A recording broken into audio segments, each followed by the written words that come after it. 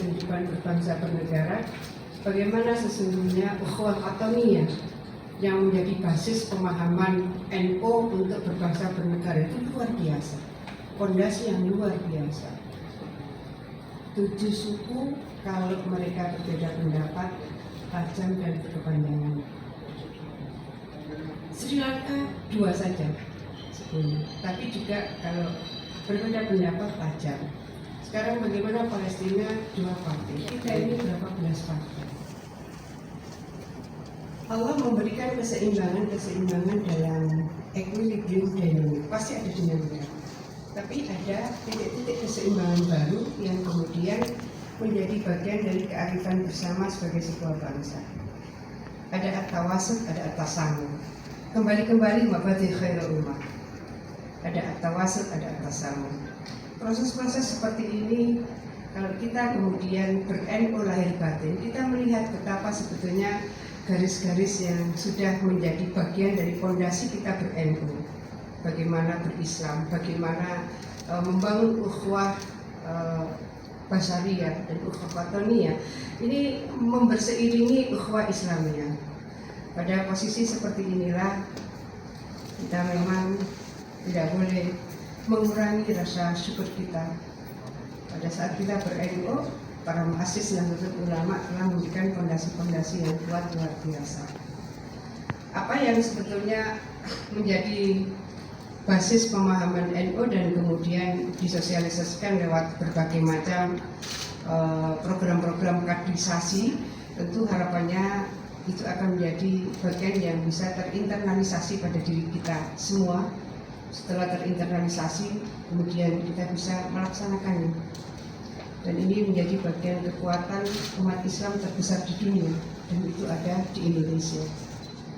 Ada hal yang barangkali Habib menjadi kekuatan NU diantaranya adalah tidak pernah berhenti berdoa, tidak pernah berhenti berzikir, dan terutama di pesantren-pesantren.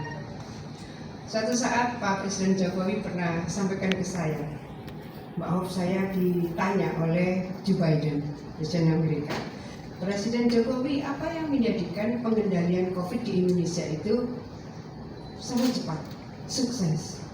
Kira-kira menurut Mbak Hof apa? Kata beliau, oh Bapak, jawaban kami sederhana, pesantren itu tidak diam, malam berzikir, pagi berzikir. Yang lain melakukan pekerjaan-pekerjaan profesional, iya, dokter melakukan pekerjaan-pekerjaan profesional. Tapi bahwa pesantren itu tidak pernah berhenti berzikir. Jadi ini akan memberseiringi ala bizikrillah tatma'innul qulub. Nah, proses-proses seperti ini, perasaan saya hanya NU yang memiliki keberseiringan antara kerja-kerja duniawi dan kerja-kerja Islami. Bagaimana ini terdiseminasi dengan lebih masif lagi? Saya rasa Lazisnu akan melakukan penyapaan bilmal. Lazisnu akan memberikan penguatan jihad bilmal, dakwah bilmal. Dakwah bilisan tetap Habib kita lakukan. Dakwah bilhal kita lakukan. Bilisan kita lakukan, bilhal kita lakukan.